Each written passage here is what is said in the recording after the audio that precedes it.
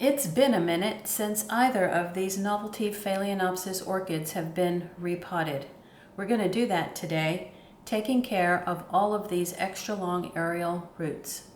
All of this and more coming up at the Orchid Hut.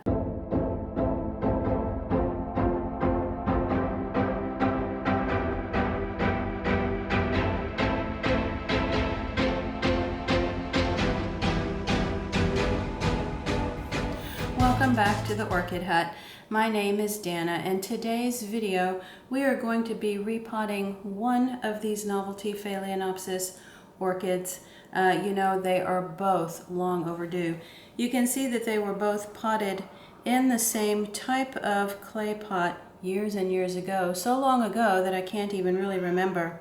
And I would never ever do that again because I much prefer now to use the plastic pots and not pot directly inside of a clay pot. But the media extremely old. We have a ton of aerial roots to deal with, and neither of these have bloomed in the last couple of years, possibly because what they're potted in is really old and broken down at this point. So the orchid that we're going to be repotting is this one with the super long aerial roots. But I did want to show you this other orchid, which appears to be a twin. This one actually has a new growth coming from the crown, a brand new leaf right here, which is a good sign.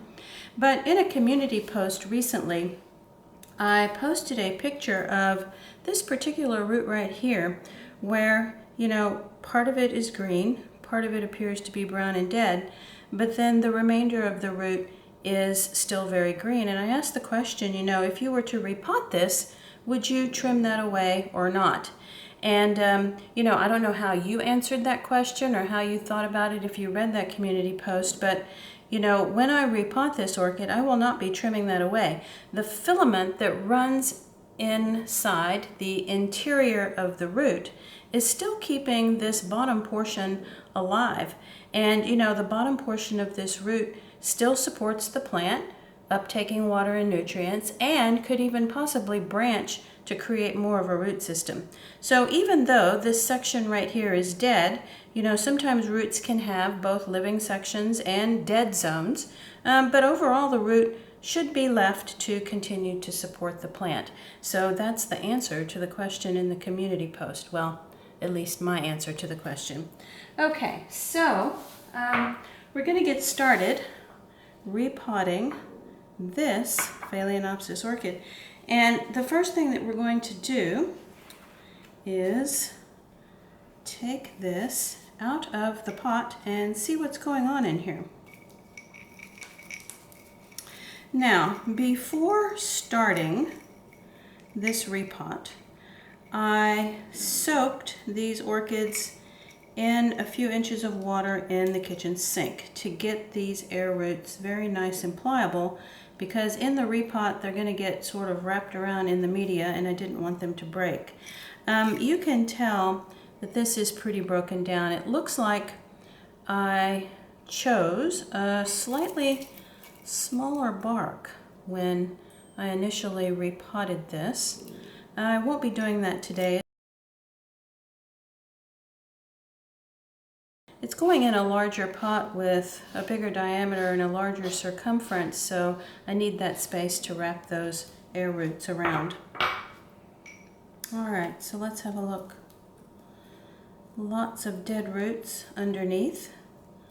Lots of green air roots that will now be supporting the plant, as some of them will be slightly covered in the media after the repot. Okay, so I think what I'm going to do, just real quick, is take a little break, go rinse this under the sink to see if some of this brown can kind of be washed away, although I can pretty much tell already that many of these roots are dead, but I will take a moment to go rinse it at the sink, and I'll be right back. Okay, so back from the sink with this orchid. Doing the rinse might have washed away some of the debris, but really these brown roots are mostly dead. So these pruners have already been flamed and sterilized, so we're just going to go ahead and start cutting away the dead root system. And you know, just because a root system is pale does not mean that it is dead. However, all of the dark brown ones that have desiccated, or you know, they're sort of shriveled, those are no longer supporting the plant. Now, this particular root right here is very pale because it was to the interior of the pot, but it has substance to it still and is alive. This one is an older root, but it is not mushy, so I'm not going to be cutting that one away either. Whereas this one is mushy and the filament is showing. So anytime you see that wiry filament, it's a dead root. Now this one is interesting though. Let me see if I can separate this out to show you. This is a root that was underneath the plant, an older root. You can tell because it's darker up here, but it is still connected by the filament right behind my thumb there, and the bottom of the root is still living. So we are not going to be cutting that away because that is still supporting the plant. And there's one more dead one right here. Okay, so some interesting root examples in this video. I'm glad I was able to show that. Okay, now just a little bit further inspection of the plant. There is another root growing right here with a growing root tip. You know, theoretically it would be best if we could sort of train that to go into the media at some point. And then there is another root tip growing right there at the base of the orchid. So all good signs there that this orchid wants to start its growing season. Okay, so what we're going to do, I think, is give this a little bit of a hydrogen peroxide spray. Now, I generally don't do this when it's been, you know, an orchid in my collection and I know there's really not anything wrong with it. However, this one has been in this particular bark for quite some time, so a little hydrogen peroxide spray is not going to hurt. We're going to dump out some of this. Maybe a little bit more. And let's see. Now the objective here is to get the base of the orchid right at about the rim of the pot, give or take a millimeter, so that when we fill up the remainder of the pot with the bark, you know, the water doesn't overflow the rim.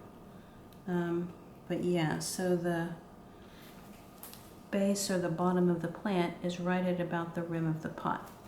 Okay, now I realize at this point that I still have some air roots sticking out, but as soon as I get this plant a little bit more secure down at the bottom, we will be wrapping those air roots in along the top part of the pot, slightly covered by some of the bark.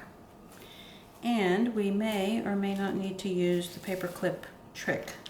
So even if we don't need to use it, I'll explain it to you, and if we do need to use it, then you'll see how that goes. Okay, so this is just my Phalaenopsis mix from Repot Me. I didn't change it, it's just the mix that I typically use. We're going to give that a tap right there to get that bark to settle in around the bottom of the root system. And the plant is still wanting to pop up a bit when I take off the pressure from the crown. So we're going to add a little bit more. Pressing down just a tiny bit is okay, as long as it's done gently. You don't want to press so hard that you eliminate the airspace. Okay, now that's sitting in there pretty well. But what you can see is that we still have some air roots sticking out, and I would like to get as many of those inside the pot as possible. So we're just going to kind of slowly work those, how would I say, inside the pot, just slightly below the rim. So I'm going to tuck that one in, and it's a little bit better if you work from the bottom up. So take the lowest air root and get that one lower than the rim first, and then work your way up and sort of work them in with the natural bend of the root. So, you know, if the root is growing left, tuck it in going left. If you force it to try to go right, you might snap it. So basically, go with the direction that the root already wants to grow. And just going to hold those down and add a little bit more media right here.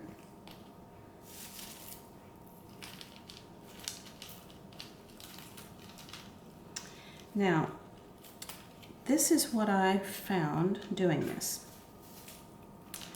Because the air roots are at the surface of the pot, just barely touching the bark or slightly below the bark, they have a better chance to adapt to being buried, more or less.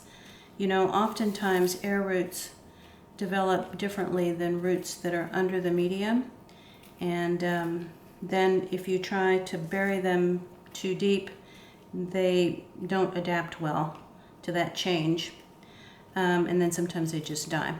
But I've found that if you treat them kind of like something that's more like at the top of the pot, they have a better chance to adapt. Now, just for demonstration purposes, I'm going to take this last air root and I'm going to wrap it around this way. Let's see if this is going to cooperate. Maybe. Okay. So sometimes you'll have an air root and it just, you know, won't want to stay down. It's going to continue to try to pop out and pop out.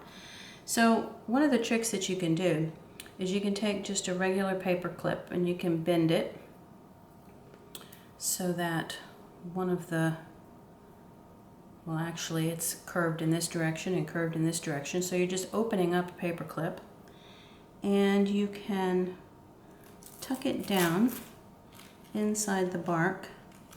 You can carefully, without damaging the root, loop it over the roots that you want to hold down, and there you have it. You have an air root now that is held down a bit so that it's not going to keep popping up, and now you can continue to add some media to the top of the pot, slightly covering the air roots that are hopefully going to branch and develop a better underground root system for this orchid in the future. And I'm hoping, you know, that by doing this, these will rebloom for me, hopefully in the next blooming season. Okay, so let's get the mess out of the way here and sort of look at the finished product. So air roots on top of the pot or slightly below the bark. Right there you can just see the very tip top of the paper clip loop that's holding down a couple of the air roots. And our new root tips are now closer to the top of the bark, which will hopefully encourage them to work their way down into the media. All right, so I hope that you enjoyed watching this Novelty Phalaenopsis repot. I do have another large orchid repot that used the paper clip trick. It's called the Ultimate Phalaenopsis repot, and I'll put a link in the upper right hand corner of the screen. But if you enjoyed this video or learned something new, please give it a thumbs up. The subscribe button is coming up in the bottom right-hand corner of the screen, and don't forget the notifications bell to let you know when I've posted something new. Thank you all so much for watching, and happy Phalaenopsis repotting this spring.